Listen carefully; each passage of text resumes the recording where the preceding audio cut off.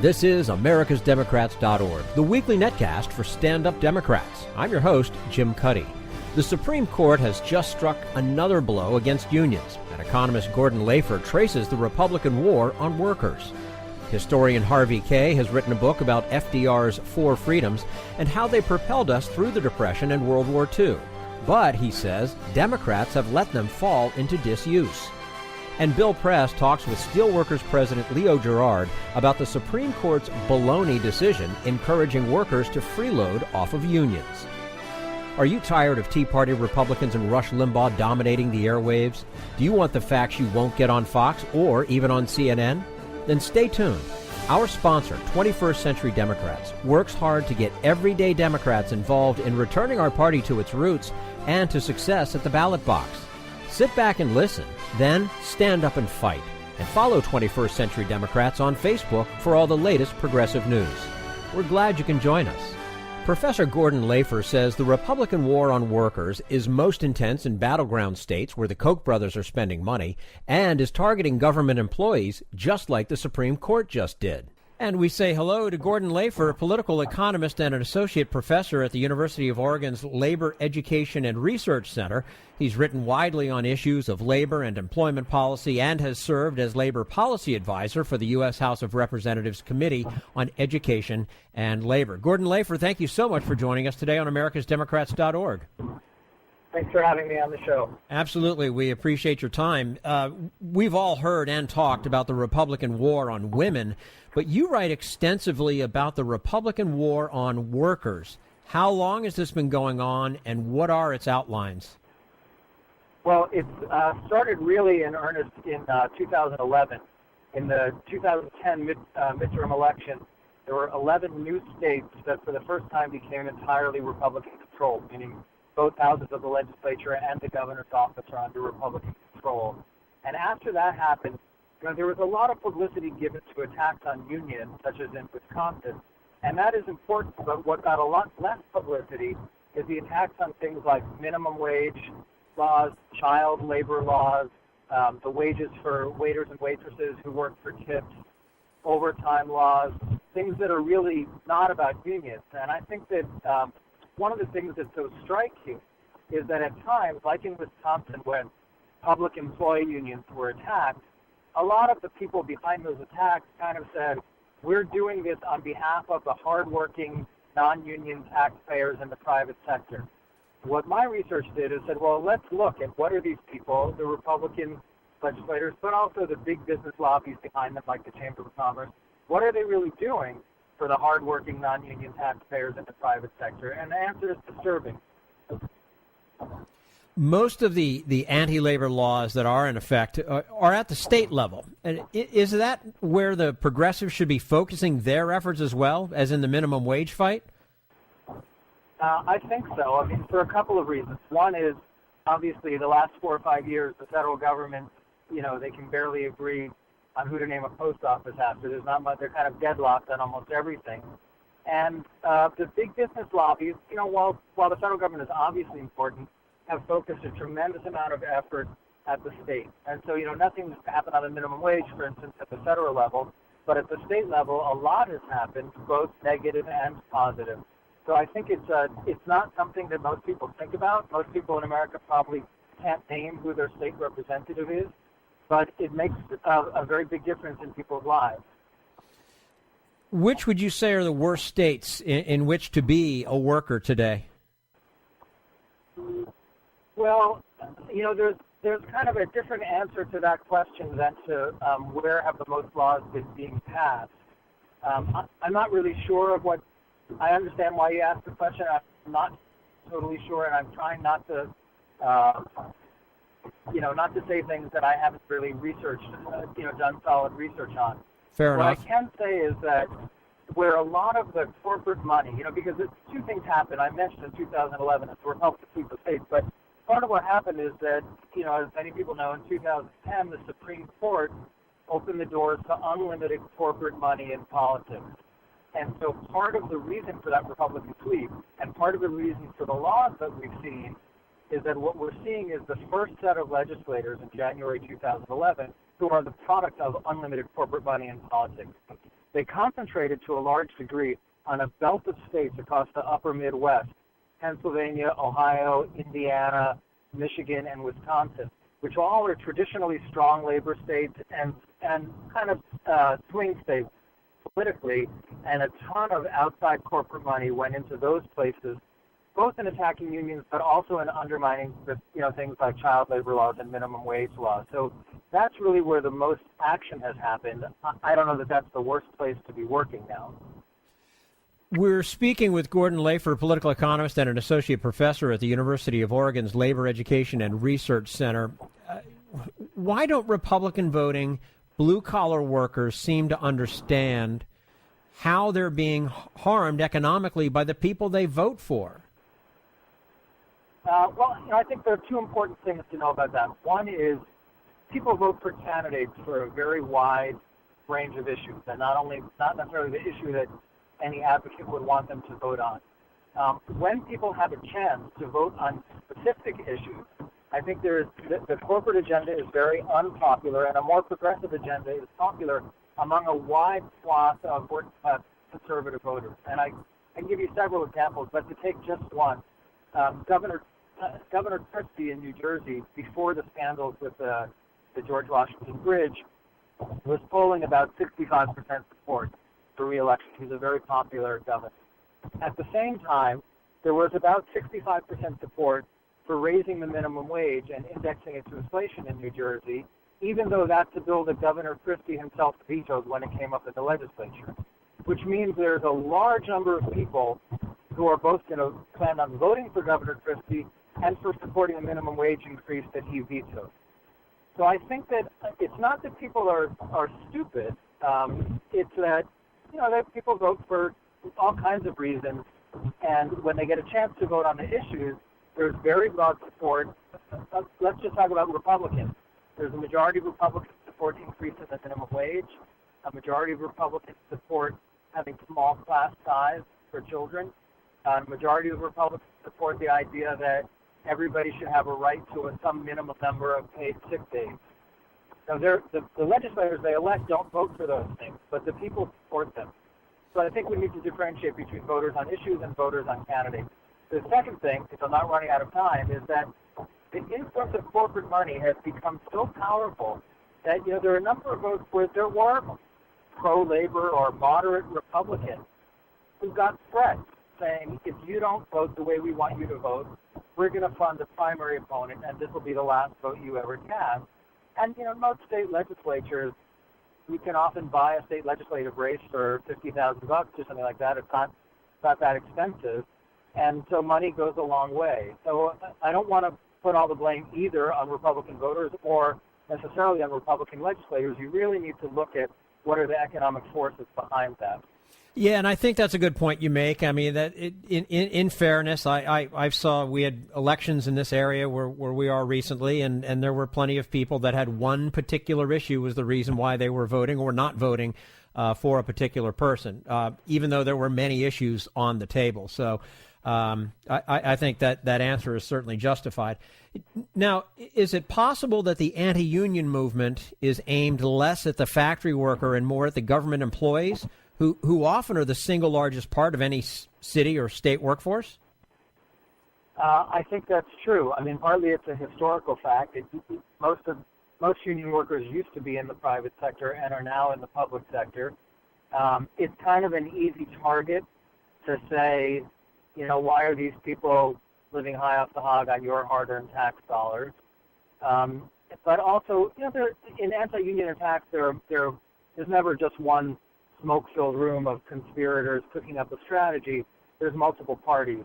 Some part of it, for sure, is Republican strategists who simply think unions fund Democrats. We want to, cut the legs out from under them and defund our political opponents. And in many states, public sector employees, and specifically teachers' unions, are the single biggest unions of the state and have been gone after for that reason. Well, that's something that gets me. I mean, people will vote against labor protections for the public employees who are their very own neighbors, who teach their kids, protect their lives. I mean, what kind of services do they expect from government employees? Well, I think that's true, but I also think there's something else true, which is is not well enough realized, which is that in places where public employers are major employers in a metropolitan area, when those wages and benefits are higher, it increases the wages and benefits of many other people who are not in the union and not in the government. And I'll just give you one example. I live in the town of Eugene, Oregon, a town of about 200,000 people, and the single biggest employer is the university, and after that, the hospital. And both of them are unionized. So if secretaries at the University of Oregon get health insurance, that increases the pressure on non-union private sector employers who want secretaries. If they want the best people, they don't necessarily have to match the public sector scale, but they have to come close to it. Otherwise, they know that the best people are going to go elsewhere. That's just the normal working of a competitive market.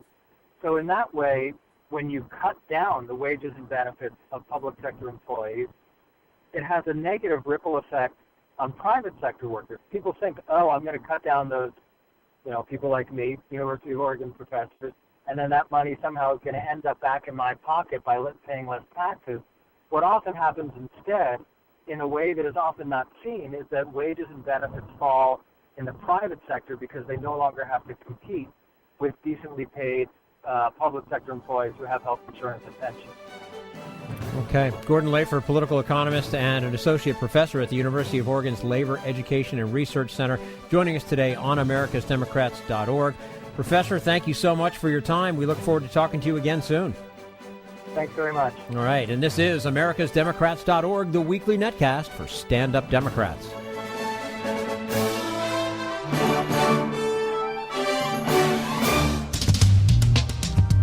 We want you to sit back and listen, but we need you to stand up and fight. Do you want to get involved and help get our party back to its roots and to success at the ballot box? You can make your contribution to Democrats for America's Future and help us keep this show going and to elect Democrats who will stand up for democratic principles. Go to americasdemocrats.org and click on Donate at the top of the page. This is americasdemocrats.org, the weekly netcast for stand-up Democrats. Author Harvey Kaye says most Americans still want the bounty of FDR's landmark four freedoms, but they can't get it because conservatives are tearing them down and progressives lost their vision. We'll talk to him about that in just a moment. Right now, we turn to Jim Hightower, America's #1 populist, for his common sense commentary. July 4th, what a blast! Cookouts, fireworks, and several 12-ounce elbow bends. Oh yeah, it's also about that thing that Thomas Jefferson penned 238 years ago. The Declaration of Independence is still a powerful read, all the more so because, ready or not, we Americans find ourselves faced with another of those when-in-the-course-of-human events moments that old T.J. wrote about.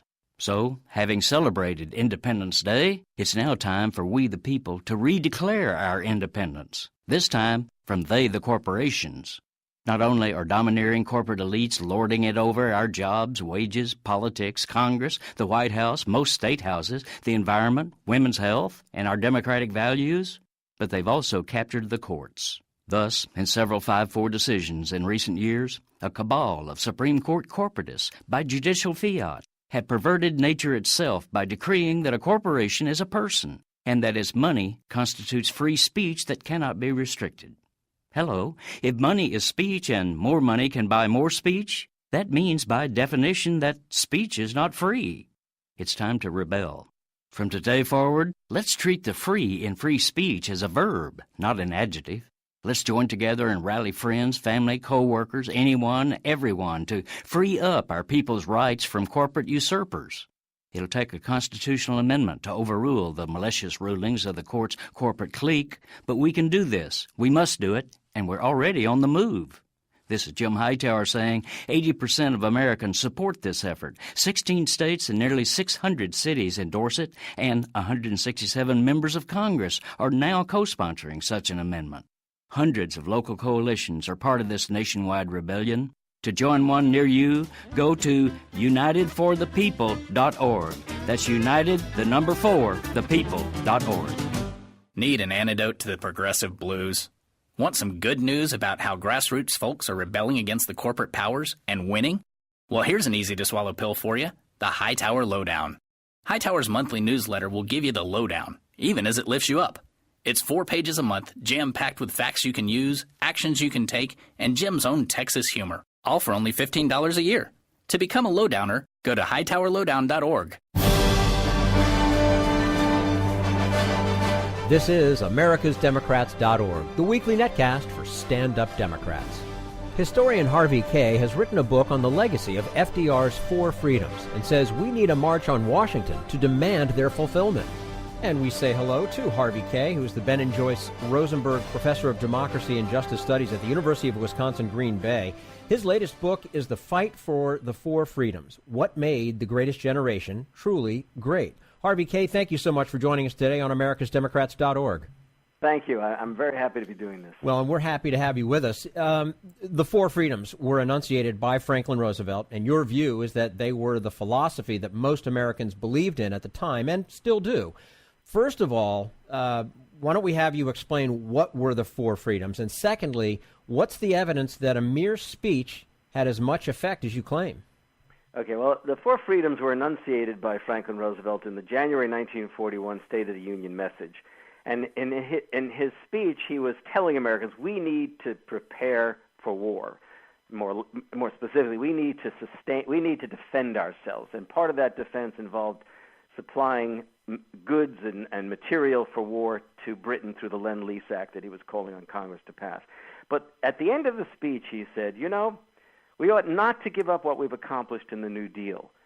And then he went on to lay out a vision of America and the world after the war. And he did so in those 4 essential human freedoms: freedom of speech and worship, freedom from want and fear. And he said that was no utopian vision. It was something achievable. And now, how do we know that the speech had any impact? How do we know that it made a difference? Well, first of all, in the wake of that speech, civil rights and civic organizations revved up their efforts to pursue the enhancement of American democratic life. A. Philip Randolph, the black labor leader and civil rights activist, he organized, having heard that speech, he organized what came to be known as the March on Washington movement, which was to be a massive march in Washington in 1941 demanding the desegregation of the war industries. And we know that as a consequence of his organizing, Roosevelt does sign an executive order creating the Fair Employment Practice Committee. The Junior League contacted Eleanor Roosevelt to ask how they could become involved in the civil defense effort in defense of the 4 freedoms. The labor movement revs up its organizing efforts and its capacity to strike against large corporations that were still refusing to recognize labor unions. So almost immediately, Americans responded both in terms of the defense effort, but also in terms of making the 4 freedoms all the more real in America. And it's also the case that artists groups, from music organizations to graphic artists, a whole array of efforts began to spread the message of what the 4 freedoms meant, both in terms of the defense and then the war effort, and also in terms of what Americans had yet to achieve in fighting segregation in the South, in fighting labor exploitation, in fighting anti-Semitism and anti-Catholicism. It was really important to Americans. And in 1943 and 1944, polls showed that Americans understood those 4 freedoms in very real terms, and that they wanted to see national health care, aid to students to go into higher education, guaranteed work for the soldiers when they came home from the war. It was a vision that meant a great deal to Americans. In fact, I don't even call it a vision. I actually think of it as a promise, the promise of the 4 freedoms that Americans made to themselves. You just listed a bunch of things that people are fighting against nowadays, right? We can't. Oh yeah, no. We can't get a veteran a job. Nobody wants this national health care. My goodness, it's crazy that this thing is completely flipped around. Well, you know what? It's not so much flipped around as this. Let's not forget, most Americans still want exactly what the 4 freedoms proclaimed, and in fact, most Americans still believe in economic security, and even the pursuit of an economic Bill of Rights. The surveys show Americans are dissatisfied with inequality. They don't believe that opportunity is available. They're seriously concerned about the unemployed and what we can do to get American industry revving up again. The problem is, and this is the consequence of nearly 40 years of conservative new right politics, and really, in many ways, the suppression of history, and the fact that liberals have often deferred to the suppression of history, we now have a Congress dominated by Republicans, right-wing Republicans, when in fact the majority of Americans we know voted Democratic in the last election. So we face a real political crisis where we have a majority seeking the four freedoms, and we have an anti-four freedoms minority governing in Congress. Well, you know, in your book, you state that Tom Brokaw and others called the greatest generation, or what they call the greatest generation, was also the most progressive generation, which you pretty much just laid out. So how do today's progressives and Democrats live up to those ideals? And do they do it enough? I mean, obviously, compared to the Republicans, they can look pretty good, liberals and the Democratic Party. But the fact is that if you listen to the rhetoric of Democrats today, they've lost vision. They're not projecting what America could be.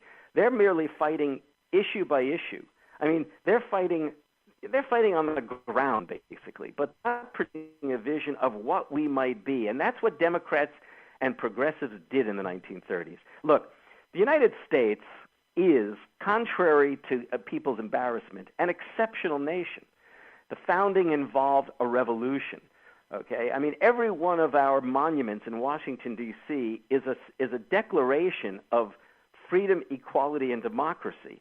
And we need to reclaim that on the left. And basically speaking, the Democrats have failed to exude that kind of enthusiasm for American progressivism that the Roosevelt politicians did and that the Greatest Generation did. I mean, let's not forget, the Greatest Generation was, if they were 15 years old in 1935 and they were 45 years old in 1965, they not only beat the Great Depression, they not only defeated fascism, they came back and made the United States the strongest and richest nation on earth, and then went on to finally fulfill their promises in the Great Society initiatives and in passing civil rights, voting rights, Medicare, Medicaid, and immigration reform.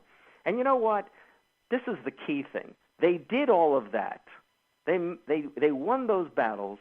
They made America stronger and richer. And how did they do it? They did it by making the United States and the American people freer, more equal, and more democratic. Do you hear that kind of talk from the Democrats today? Do you even hear that kind of talk from liberals today?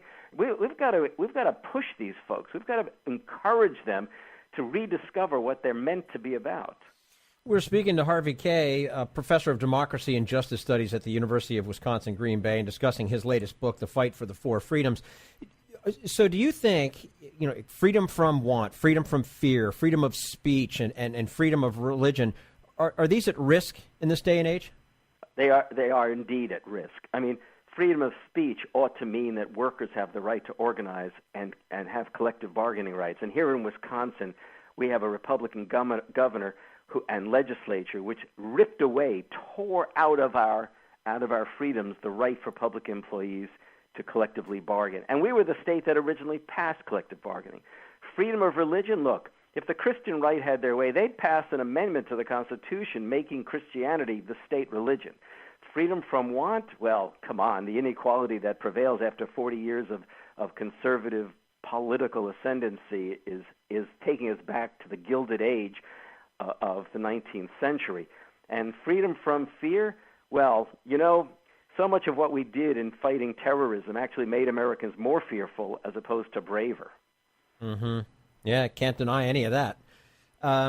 You seem to say in your book that President Reagan hijacked FDR's message and turned it into conservative political theology. How did that happen? Well, basically speaking, he didn't take FDR's message, if you think about what the Four Freedoms were about. It's so much as that he played on the idea that America is about freedom, but continually harped on the idea that freedom was about property, markets, limited government, lower taxes. He articulated a vision of America that basically favors the 1%. But he used the rhetoric of freedom an empty rhetoric compared to the rhetoric of FDR. Instead of economic security, he kept talking about economic liberty for those who have the wherewithal. I mean, what we forget, and this is important, is that everything that Reagan did and everything the new right has done and everything that conservatives have done for these last 40 years would only have been possible because of the fact that liberals forgot what the four freedoms were about. Okay? In the 1970s, the Democratic Party ran away from the Roosevelt tradition. Folks like Gary Hart and Jimmy Carter denied the Roosevelt tradition, turned their backs on the labor movement. And as a consequence, Democrats didn't vote in 1980, and Reagan is elected president. And then in 1984, Walter Mondale, who was a good liberal, basically was reduced to talking about taxes instead of talking about the four freedoms and building economic security for Americans. I mean, what we've done to ourselves as Democrats is an embarrassment, and not only an embarrassment, it's been a tragedy for the nation. Mm-hmm. You're not kind to either President Carter or President Obama. How come?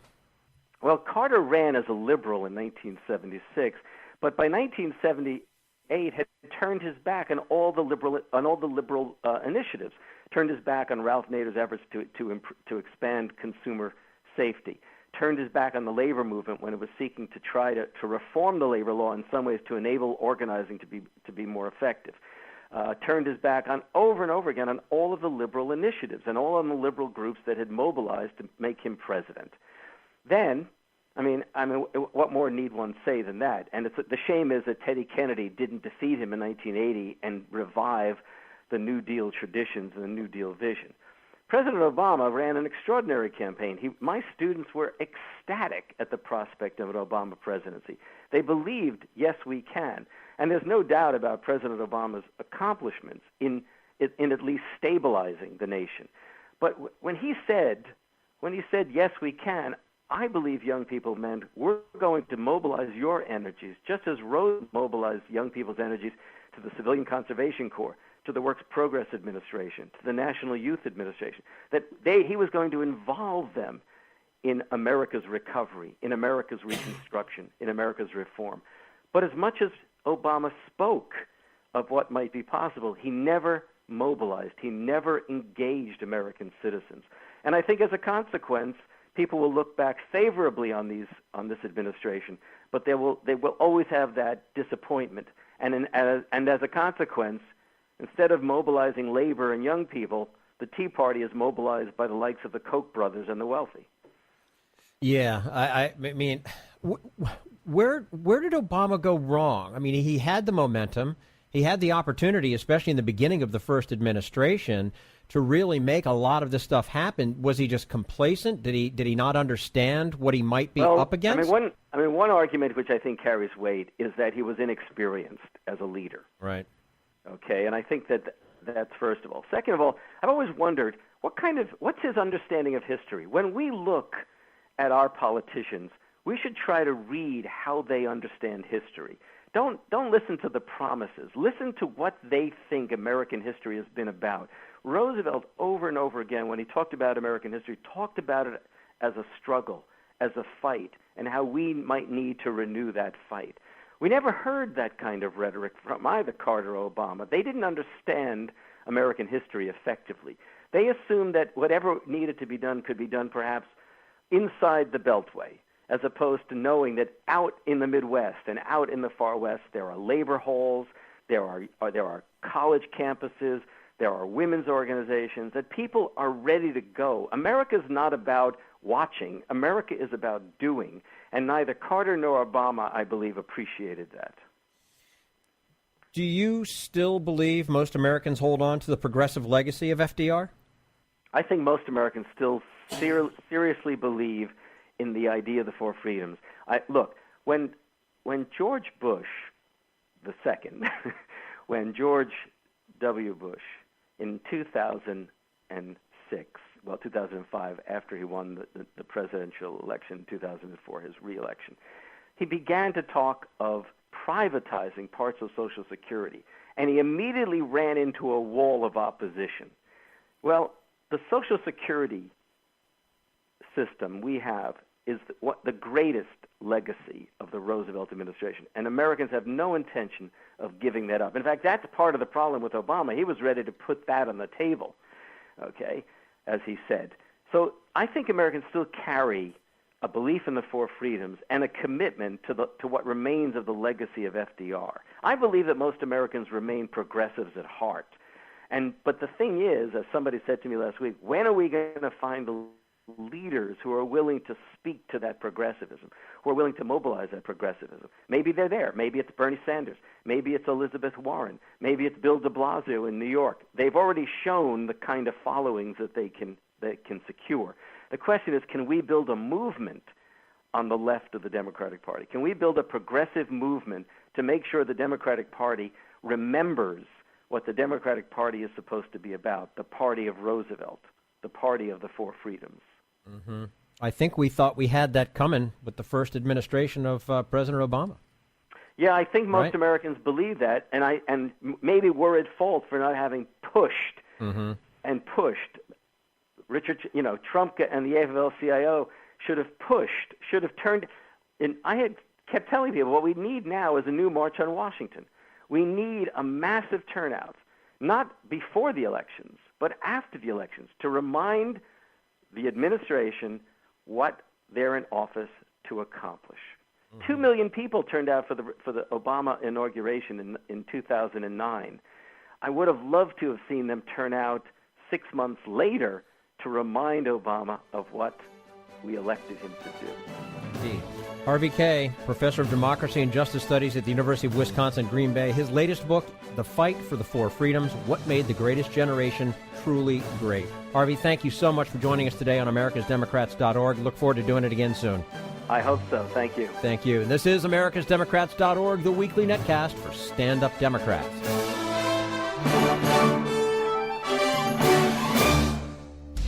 We want you to sit back and listen, but we need you to stand up and fight. Help get our party back to its roots and to success at the ballot box. Make your contribution to Democrats for America's Future to keep this show on the air and help elect stand-up Democrats. Go to americasdemocrats.org and click on Donate at the top of the page.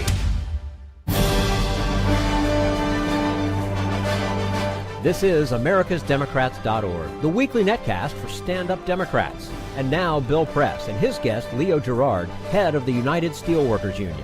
All right. Hey, I'm telling you, here we are, 4th of July. No better way to celebrate the 4th of July than to celebrate America's great unions and our great working families and our great labor leaders like Leo Gerard, who is the president of the International United Steelworkers, joining us on our newsline this morning. Leo, what's going on? How are you? I'm pretty good. I'm still cursing and swearing and walking up and down about the Supreme Court decisions. Well, yeah. How do you know I wanted to... Elections have consequences, right? Boy, I'll tell you. How do you know that's where I wanted to start with you this morning? I mean, basically, the Supreme Court is saying, and I would like to get your take on it. The way I see it is that it's okay to be a freeloader, right? To get all the goodies and not participate in helping pay for it. They've decided that they want to encourage freeloading, not just that it's okay. They've made it really clear that they think it's the right way to go about trying to run an economy is to keep people sort of from participating in the process. I often, when these things occur, I say to people, look, I'm in Pennsylvania. I don't like Governor Corbett. I didn't vote for Governor Corbett. I don't support hardly any of his ideas. So I should get the same rights as the home care workers.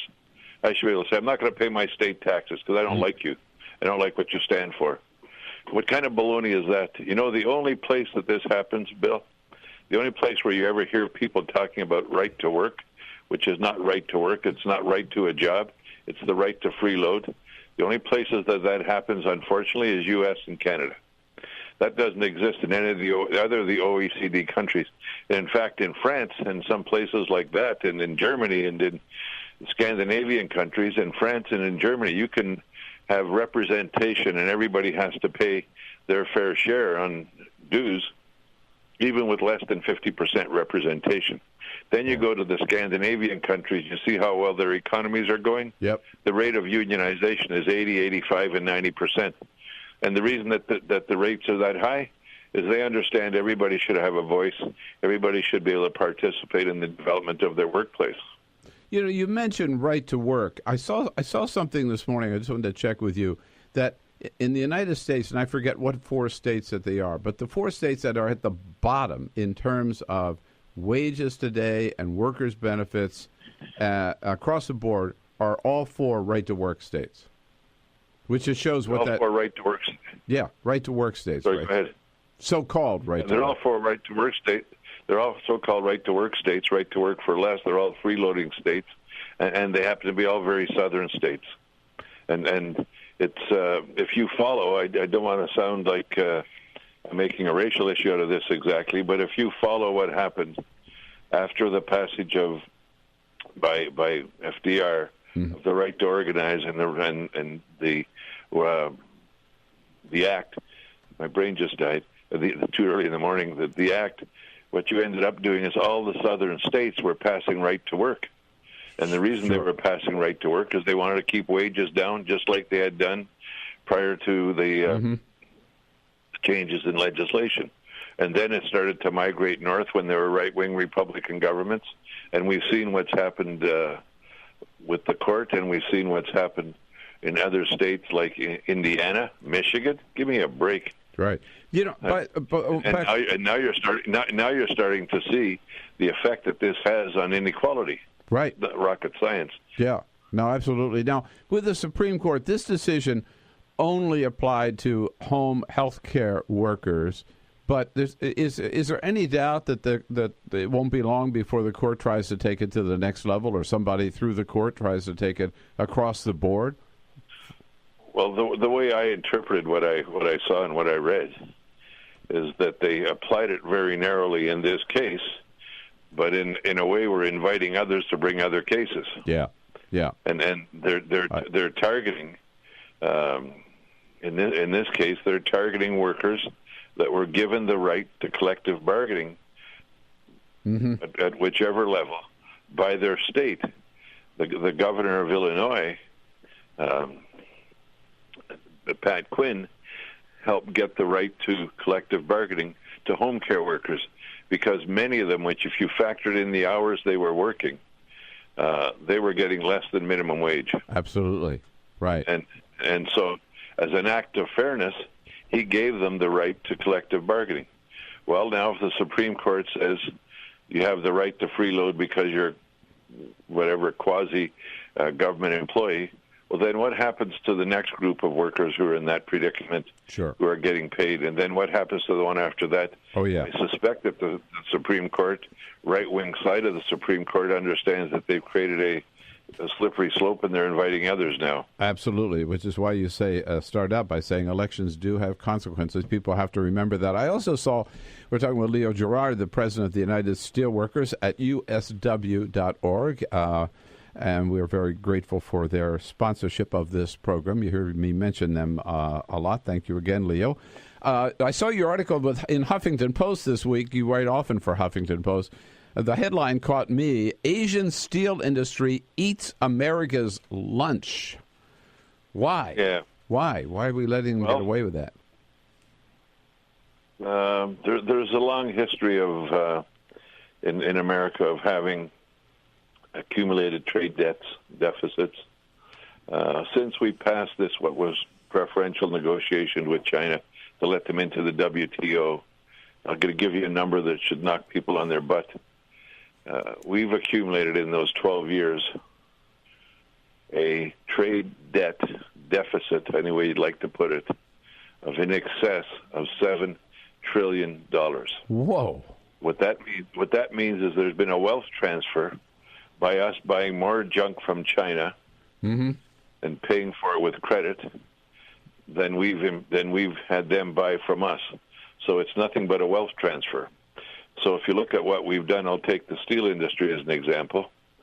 China has flooded our markets in the world. There's demand for about 1.4 billion tons of steel. America produces a little over 100 million if we had a good year. China produces almost 800 million tons of steel. Wow. And there's 500 million tons of excess capacity. So most of it coming from China or India or South Korea or Brazil, countries that are wanting to expand their industrial base and to keep their unit costs down. They produce more steel than they need. Then they find the easiest market to dump it in, and guess where it is? It's in America. Yeah. So as an example, the highest value product made in the steel industry are called oil country tubular goods. It's the oil tubes or the tubes that are used for drilling for oil and natural gas. Mm-hmm. Mm-hmm. Well, China had flooded our markets to the rate of almost 50% penetration, selling below the cost of their own cost of production. We filed a trade case. It took 3 years to get from start to finish. Oh my God! During that time, we pushed China out of the market, but we lost about 15 mills. Now that we've pushed China out of the market because they can't compete on a level playing field, guess who's taken their place? The Koreans. Well, the Koreans knew we would win the case. They built over the 3 years a brand new steel industry, and they're now up to 40% market penetration. They cheat. They sell below the cost of production. They have no iron ore. They have no coal. They have no limestone. They have nothing to make steel with. They have to import everything. They do it. They make oil country tubular goods, and they don't drill 1 inch. They don't buy 1 pound of that oil country tubular goods for their market. 98% of it is targeted to America. And it's killing our industry. And so that, in terms, why would it take 3 years to get your to get that enforcement? Because the law is lousy. Yeah, I guess that's a quick answer, huh? Yeah, what you got to do is you got to file a case. You got to prove A, that they're cheating, and B, that you've been injured. And so, how do you prove that you've been injured? Well, you got to prove as the company and the workers that you've had loss of market share, you've lost a margin on your profitability, you've had to close plants, you've had to lay off workers, workers have had to have reduced hours if they weren't laid off, and then that proves you've been injured. Well, once you do that, then there's an appeal process. Oh, yeah. The other side appeals. Sure. Then you go through that baloney, and then after that, if they're found guilty, it then goes to the Commerce Department, and the Commerce Department has a lengthy period of time where they determine what was the level of injury and what's the right remedy. And they recommend that remedy then to the International Trade Commission that holds another bunch of hearings about whether or not the remedy is adequate. Whoa. So you go through that chicken dance. And while that's going on, American workers, and both the people that make steel and the people in the supply chain, they lose their jobs. Right, as you say. While that's going on, they are eating our lunch. With that, we got to run along, Leo. But thank God you're out there fighting the good fight. I don't know whether we ever win it, but we're in a lot better shape because of good people like you and letting us know about and fighting a good fight. Thanks so much, Leo. Say this. We're okay. Thanks. Bye. All right. Talk to you again soon. Leo Gerard, head of the United Steelworkers at usw.org. That's all for americasdemocrats.org. Thank you to all who made today's show possible. Gordon Lafer, Harvey Kaye, and the entire Bill Press team. And thank you for listening. If you liked what you heard, please get involved in our efforts to keep this show going and to elect Democrats who are bringing the party back to its roots. Go to americasdemocrats.org and click on Donate at the top of the page. And be sure to find 21st Century Democrats on Facebook. For americasdemocrats.org, I'm your host, Jim Cuddy.